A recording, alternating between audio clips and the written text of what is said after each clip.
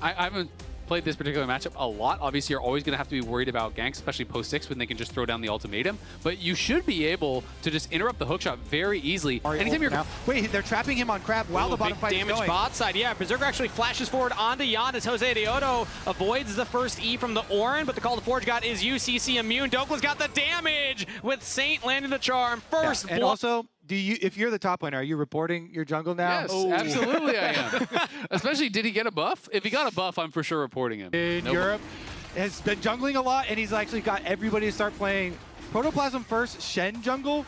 Inspired, of course, you know, did the really early, super cheap support item build. Camille only has a Sheen, like it's not Trinity Force yet, but still, it's Camille with a Sheen item and Q's on towers. Yeah, I mean, the Grub's making a difference, but the Ezreal ult actually cleared out a lot of the wave. The cross-map Ezreal ult helping to buy that time, and now it's getting really close. It's going to be down kind of to the wire here. I think TL still probably will get it, but very close. Yeah, I mean, it depends if Dokla wants to walk up. Yeah, he does decide to walk up here, so he can help hit this. But yeah, the turret's already too low. Team Liquid will win the turret race, and a very creative shift in their game plans that get Morgan out of that 1v1 isolated, push Dokla back, deny him multiple waves, and get the first turret.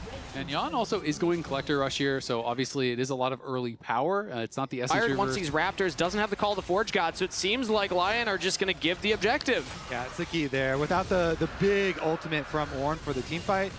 Well, now they got to get out there. The Charm lands on a Morgan, but he just tanks it all up. But look at top lane. That's what it's about, right? That's the trade, is you're going for that top lane. You're going to try to farm plates. Another Charm lands from Saint. What a snipe! He has just been clinical with these. Finds another pick there. And this time, the Galio ult is not allowed to keep the Nami alive. Yeah, the pullback on Q. Enough to delete him there. Don't care about the shield. Meanwhile, also the Vayne getting gold, so it's even better than Lyon drew it up. They get a bonus kill on top and can continue to push. This gold lead is ballooning. Over 3K, gets another turret plate for Saints. You mentioned how well Saint was playing the lane. Well, he's also been playing these little picks on core quite nicely, force out Galio ults. You keep having a Galio ult the Nami as the Nami gets charmed. We're never going to see a Galio Camille combo then. So the best answer here is this offense from Saint with a Malignance. He can just keep on throwing out these plays. And this time was an even better scenario where he also got the kill on top of it, getting 2 stacks for his Dark Seal. I mean, Saint is just playing fantastic. You know, Smurfed in lane phase, and I talked about how often Ahri is not successful, you know, without that setup of an AD jungler, without a Pantheon, without a Vi, without a Wukong or whatever. But I mean, it doesn't matter if you just hit all your skill shots, right? Yeah. And he is being able to go in. He is able to find those plays for himself, kind of calling his own name and making it happen right now. He's in a great spot. And is going to be going in towards, it looks like a Leandry's second to help a little bit more with that true damage, or excuse me, with that percent HP damage. On to Jose Deodo, who, speaking of, is now catching Isles here. The culling damage follows up with Jan, and a pick onto Isles this time. So these Enchanter supports. Kill shots, being able to dodge things out and create that damage. Because with this build, your consistent damage is just so low compared to some others. The team needs you, as now it's a look onto Saint here. The Hextech Ultimatum and the Galio Ultimate not fully working, but enough. That's a shutdown over to Morgan, as they had enough damage to get the kill. Yeah, even when they don't overlap. This combo is deadly. Beautiful camp here from Morgan, and just waits in the tribe rush. You know, they didn't see him, and they assumed it's just normal assignments with just Galio pushing down on the bottom side. So nice quick play for TL. Big rewards there. They chopped that gold lead down. And even the timing, I think, was really smart. Vision coverage through here, and they were going to start it up regardless. So instead, Team Liquid are making a play on the other side of the map right now. Saint is the target here. Morgan's got his jungler behind him, but the Charm really chunks down Morgan with the Orb of Deception combo. And Saint can just pick up this wave, so really well played by Lyon right there. And now, maybe looking at Quid here. Call to Forge God is used. Lands it. Oh, flashed by Quid, as Team Liquid are able to escape. Saint also looks to chunk out Morgan more, but nobody... Opening. We've got a full send. We layer this Camille Galio. We get our Dream Engage.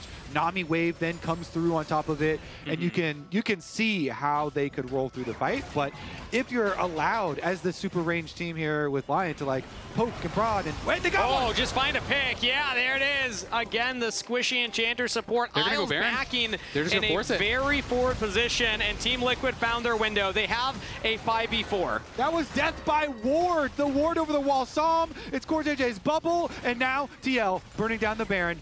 Lyon are going to have to find a way in here. Dokla's walking all the way up. Morgan has a deep flank around the buff, not spotted currently. Dokla might just walk straight into him. Has Saint in the brush on vision.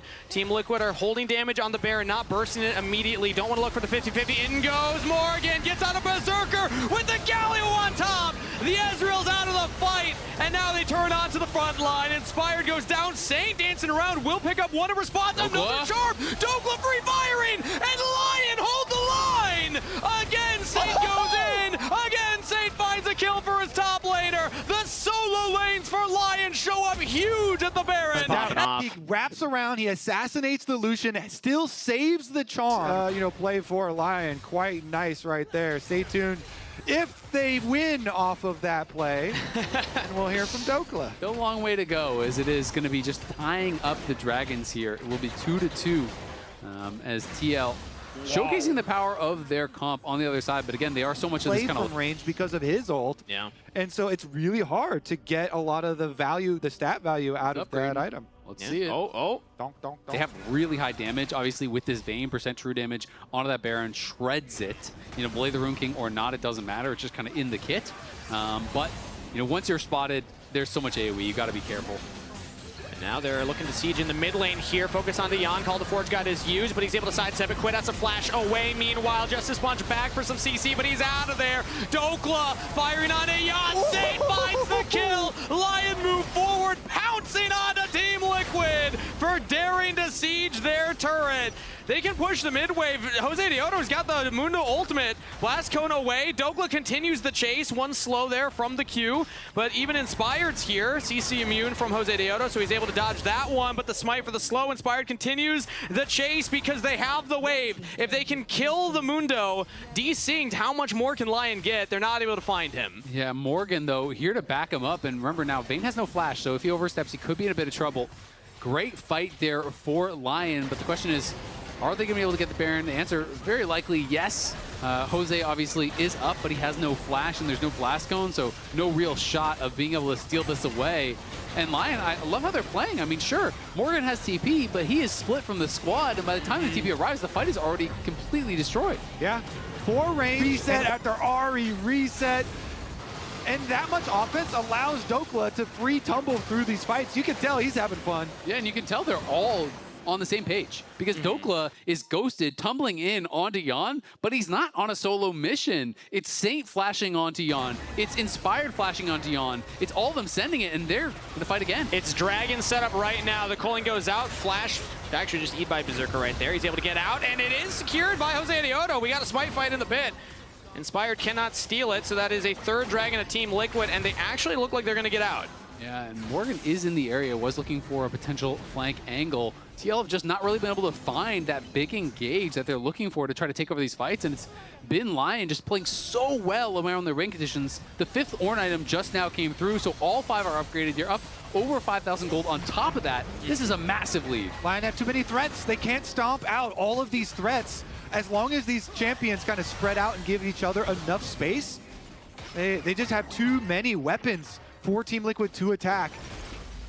You can dream, though. You can hope for the Mountain Soul. It's a long ways up, and you're going to have to do a lot of work to get there, but that's what your dream is for TL. Yeah, I mean, it's a nice dream, but even if you get it, the question is, how much of a difference does it make in a game like this where there is that Vayne who can just punch through there you? is the Ornn as well. It gets flashed out of Morgan with the Call of the Forge God.